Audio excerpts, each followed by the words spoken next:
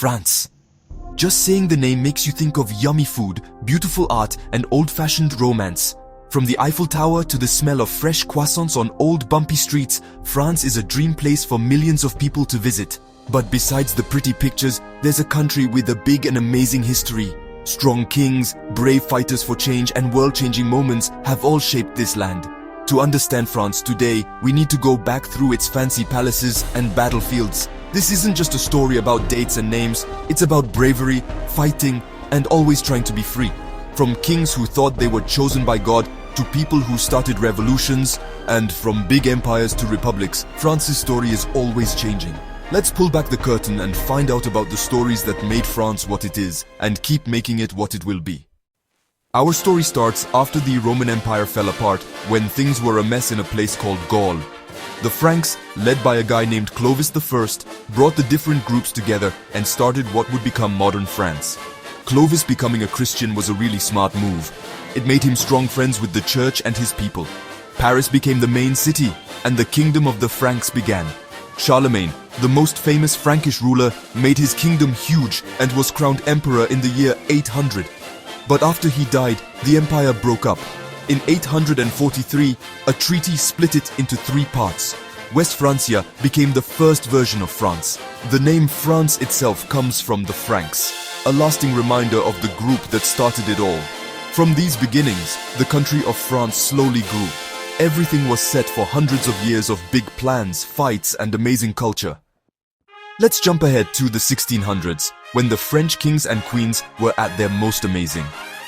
Louis XV, known as the Sun King, ruled for 72 years and showed what it meant to have total power. His palace of Versailles was a sign of how grand and controlling the king was. Life at court was a huge show, with rich people trying hard to get the king's attention. 100 years later, Louis XVI and Marie Antoinette spent so much money that it showed how unfair things were. While the rich lived in luxury, most French people struggled with being poor and paying high taxes. The difference between the rich and poor became too much to handle. The king's fancy lifestyle, which used to make people proud, now made them angry. Everything was set for a revolution. By the late 1780s, France teetered precariously on the brink. Years of extravagance, costly wars, and poor harvests had brought the nation to its knees. The financial situation was dire, with the state treasury virtually empty. The common people were crushed by a heavy burden of debt, widespread hunger that gnawed at their bellies, and a deep sense of unfairness that permeated every aspect of their lives. They toiled tirelessly, yet their efforts seemed only to enrich the privileged few. The rich people, the aristocracy, and the high-ranking church leaders, on the other hand, lived in unimaginable luxury, seemingly oblivious to the suffering around them. Their opulent lifestyle, flaunted at every turn, only served to fuel the growing resentment among the masses. The system was inherently unjust. The common people, a staggering 97% of the entire population, bore the brunt of the tax burden, while the privileged classes enjoyed exemptions and privileges that seemed increasingly absurd. Amidst this climate of discontent, smart thinkers and philosophers like Voltaire and Rousseau began to challenge the established order. Their revolutionary ideas, spreading like wildfire through pamphlets and discussions, made people dare to dream of a society founded on the principles of freedom, equality, and fraternity. The seeds of change were being sown. The king, Louis XVI, a well-meaning but ultimately indecisive ruler, found himself increasingly desperate for answers to the mounting crisis. In a desperate attempt to find a solution, he made the momentous decision to call a meeting of the Estates General in 1789, a representative assembly that had not convened for over 170 years. The common people, represented by the Third Estate, seized this opportunity to demand fairer taxes, a more equitable distribution of the nation's wealth. They also demanded a meaningful say in the government, a voice in shaping the laws and policies that governed their lives. They yearned for a system where their concerns would be heard and addressed.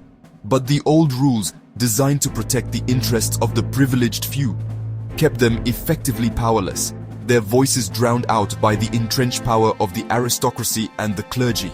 As their hopes for reform were repeatedly dashed, people grew more and more frustrated, their anger simmering beneath the surface. The wealthy and powerful, clinging to their privileges, stubbornly resisted any meaningful changes that threatened their comfortable existence. The people's anger was further fueled by the potent combination of these new, radical ideas and the ostentatious displays of wealth and extravagance by the ruling elite. A severe shortage of bread, a staple food for the vast majority of the population, added fuel to the fire. Skyrocketing food prices pushed countless families to the absolute edge of survival, forcing them to make impossible choices between feeding their children and keeping a roof over their heads.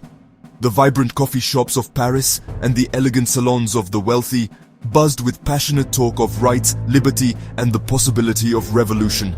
The common people, increasingly aware of their own power, began to realize that meaningful change would not come from the top down, but from the ground up. The collective call for fairness, for justice, and for equality grew louder with each passing day, echoing through the streets of Paris and the fields of the countryside. The old way of doing things, the ancient regime, was crumbling under the weight of its own contradictions and injustices. The foundations of French society were beginning to crack. A revolution, a radical and transformative upheaval, was not just a possibility, it was an inevitability, a storm gathering on the horizon, ready to break.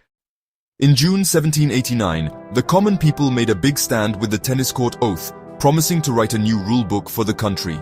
This brave move challenged the king's power and started the revolution. On July 14th, people in Paris attacked the Bastille, a symbol of the king's harsh rule. The fall of the Bastille became a cry for freedom, and it's celebrated as France's national day. The new government got rid of noble privileges and wrote the Declaration of the Rights of Man. Freedom, equality, brotherhood became what the revolution promised, but hope soon turned into violence. During the reign of terror, thousands were killed, including the king and queen. The good ideas of the revolution were twisted by fear and suspicion. The revolution destroyed its own people, leaving France bloody but changed forever. The king and queen were gone. A new France was trying hard to be born. Amidst the chaos and upheaval of the French Revolution, a figure of immense ambition and strategic brilliance began to rise. Napoleon Bonaparte, a name that would soon echo across Europe, emerged as a powerful force, a brilliant general, celebrated for his tactical genius and unwavering resolve, who skillfully navigated the turbulent political landscape and ultimately transformed himself into a ruler of unparalleled authority. His military prowess and charisma captivated the French people. In 1799, seizing an opportunity amidst the instability of the Directory, he orchestrated a coup, effectively taking control of the government and bringing an end to the revolutionary period, ushering in a new era under his leadership. Not content with mere governance, he consolidated his power and, in a lavish ceremony, soon crowned himself Emperor of France, solidifying his position as the supreme authority and establishing a new imperial dynasty. Napoleon's grand vision extended far beyond the borders of France. His ambitious plans aimed to reshape the entire continent of Europe, achieved through a series of sweeping military campaigns and wars, redrawing maps, and challenging existing power structures. His influence wasn't limited to military conquest. He also implemented a series of new rules and reforms designed to modernize and streamline governance across his expanding empire.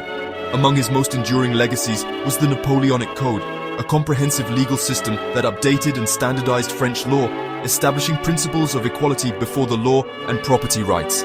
This code not only transformed French society, but also exerted a profound influence on legal systems around the world, shaping the development of law in numerous countries. However, Napoleon's insatiable desire for a vast empire ultimately proved to be his undoing. His ill-fated invasion of Russia, marked by devastating losses and the harsh Russian winter, led to disaster. This defeat weakened his grip on power, paving the way for his final and decisive defeat at the Battle of Waterloo, marking the end of his reign and his imperial ambitions. Stripped of his power and exiled to a remote island, he was sent away and gone, his era of dominance brought to a definitive close.